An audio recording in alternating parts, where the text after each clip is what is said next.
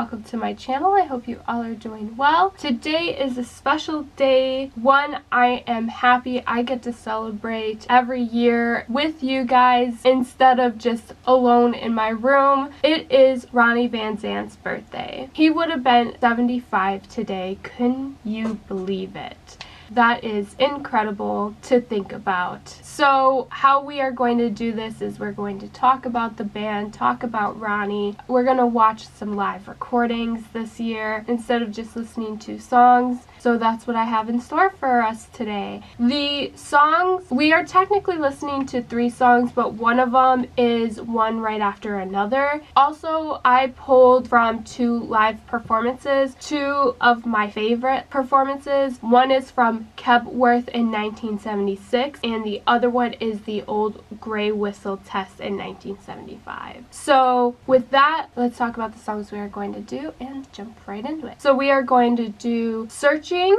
and the other 2 is Double Trouble and I Ain't the One, which those 2 I do know. I wanted to throw in at least one that I didn't know and some that I did know to really celebrate.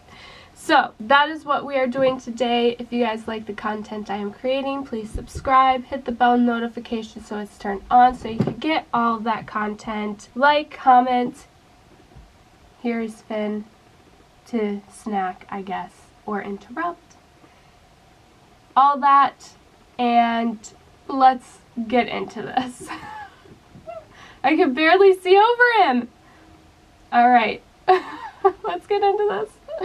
So before we begin with the music, I want to talk a little bit about how I became a fan of Lynyrd Skynyrd and how they made such an impact in my life. I know you guys know a bit about how Ronnie is such an important figure in my life. I have a tattoo. I know you guys seen that before and all that, but I don't know if I can't remember off the top of my head if I told you the exact moment I became a Skynyrd fan. If I did, sorry, I tend to repeat myself because I don't remember what I've told you guys and what I haven't. So anyways, I remember the exact moment when I became a Skynyrd fan. I was 11 years old. We had just moved here to North Carolina from Wisconsin a year previous, and we were living with my dad, but a few issues arose and we had to separate, get our own place, and every weekend I stay with my dad and we would have our routines. And I remember I was dropped off at my dad's house, and when I went in, he was watching a live footage of Skynyrd, and he had paused the tape. It was VHS, and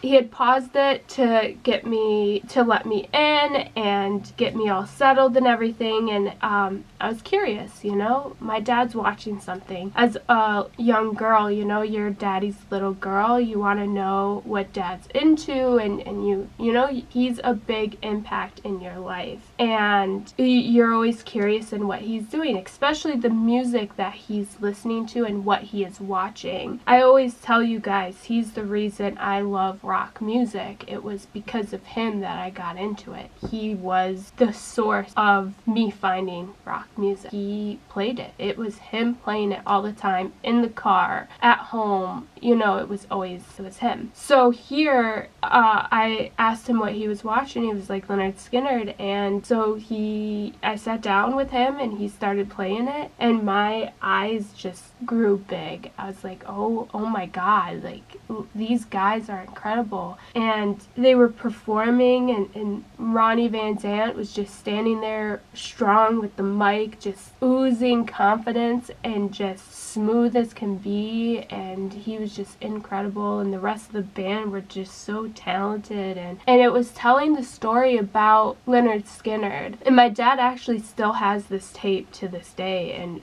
every time I go see him, we will put this tape in. It's really cool. So I learned everything everything about Ronnie Van Zant and what happened and what kind of guy he was and what happened. It just, I don't know why, but it impacted me as a little girl to learn that here's this man, he was said to be just this nice man, and he made this statement that he would never live to see 30, and he dies at 29. And it was, I don't know why, it was hearing the music and the story, it just, I took it in and it stuck with me. And hearing Freebird, that masterpiece, that true, and seeing Alan Collins play, and him and Gary Rosington, and it was just, I don't know how I even took it in at that age, but I did, and I fell in love. And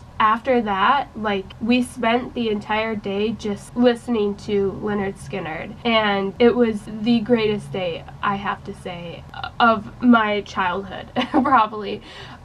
It was incredible. And then flash forward to 2018, when I actually got to see Lynyrd Skynyrd perform. I got to see Gary Rosington and Ronnie Van Zant's brother, Johnny. That was, like, incredible, because not only were they there, but they also had his hat on stage, and they would, and I know I've talked about this before, but when they would perform, Johnny would sing the first verse, and then they would cut to Ronnie live, a live video of Ronnie performing the second verse, kind of like what we're watching today, like one of those live videos that is on the internet. He would play them for the second verse, and it was just incredible. It was like full circle for me, and he's just always, ever since that age, has been my idol. Like, he is incredible.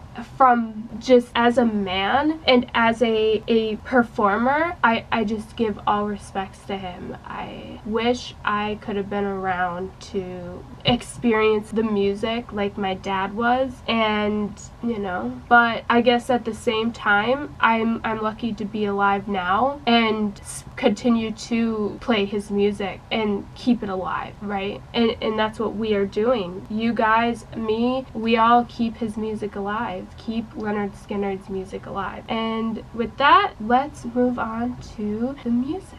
Okay, you guys, how we are going to do this next part is we're going to watch Lynyrd Skynyrd live. And normally I don't put video on screen, and that is because of copyright. You never know what videos are going to be copyrighted, but live performances kind of have a blurred line. I tend to have better luck with live performances, so I'm just going to make this statement. If you see them, that means all went well. If you don't, that means I had an issue, and the videos will be linked in the description box down below. With that, the first video we are going to watch is a 2-for-1. We are going to listen to one of my favorite songs of theirs, which is Double Trouble, but added along with it is I Ain't the One. So we are doing Double Trouble and I Ain't the One from Old Grey Whistle Test in 1975. So with that, you know, Old Grey Whistle Test in 1975 is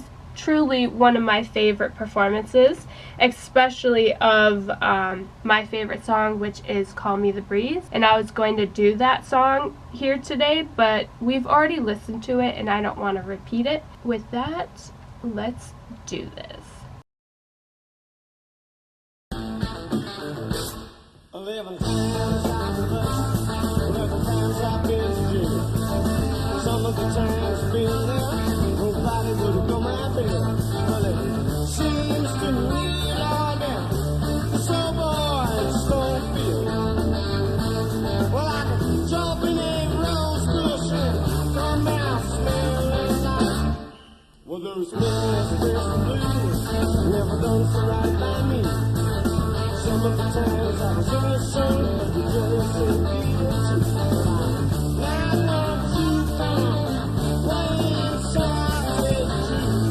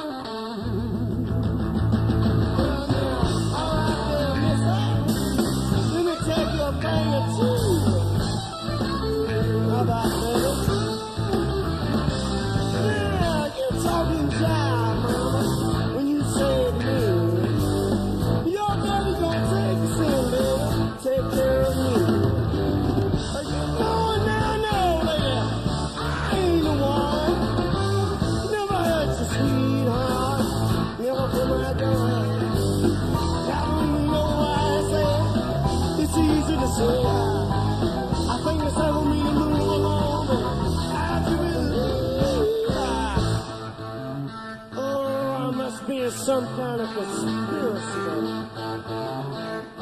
Oh my God.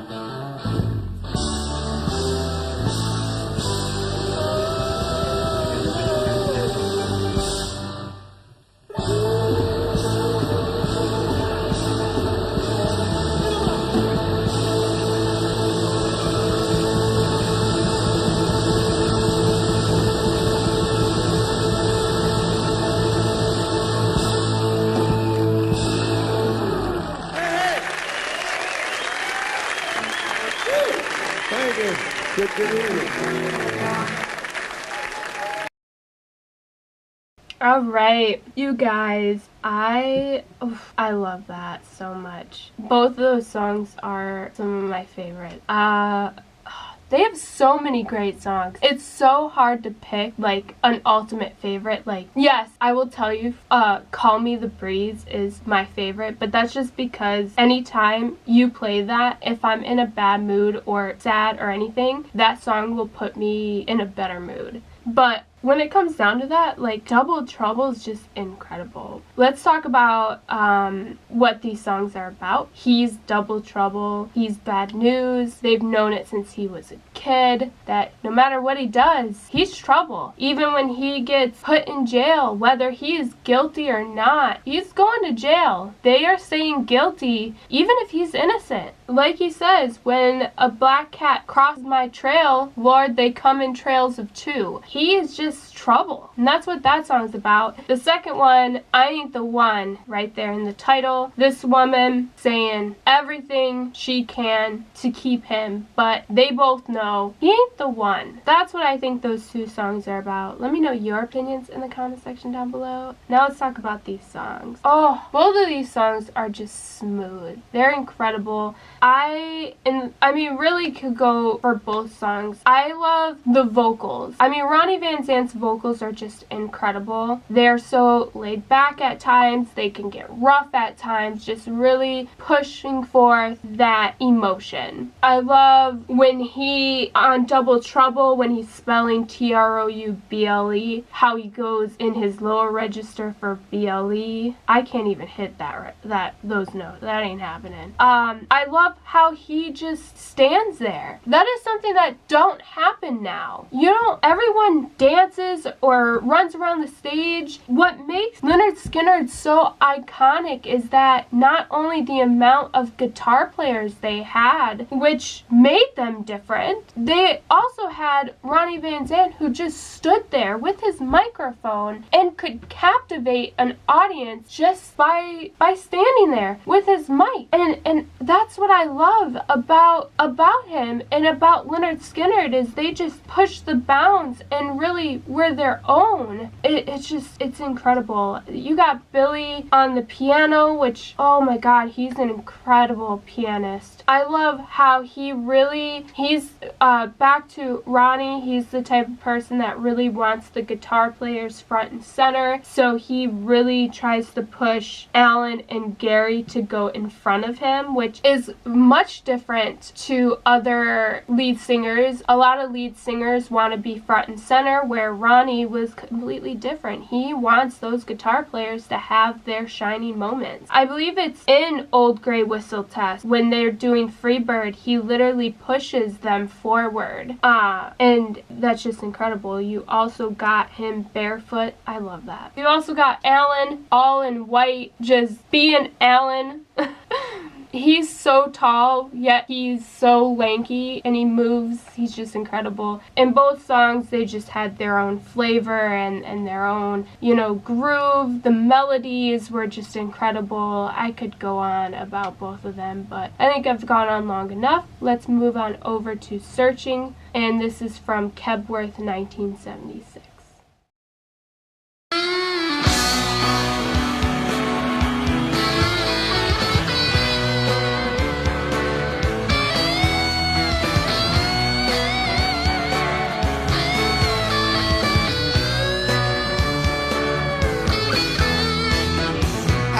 Wise man on one sunny day, can you help me find my way? You're so much older and wiser too. Would you help me, Mr. Wise Man? I'm feeling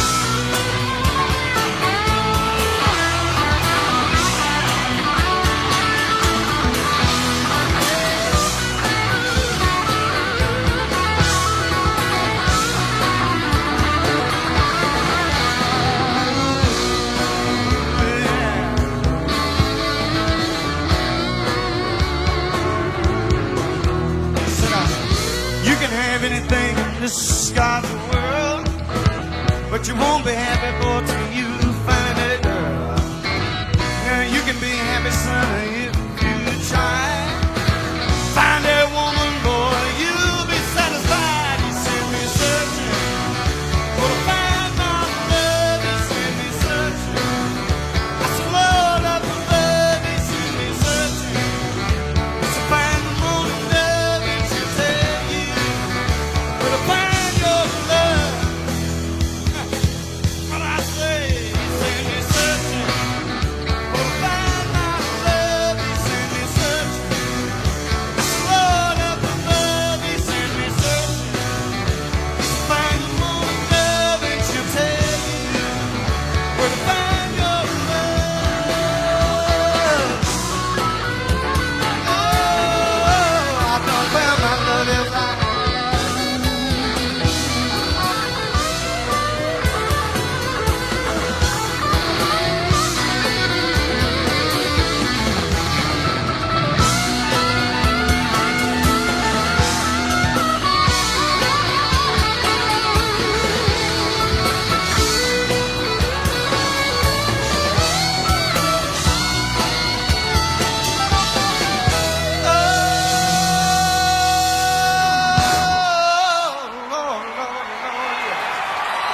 He sent me searching.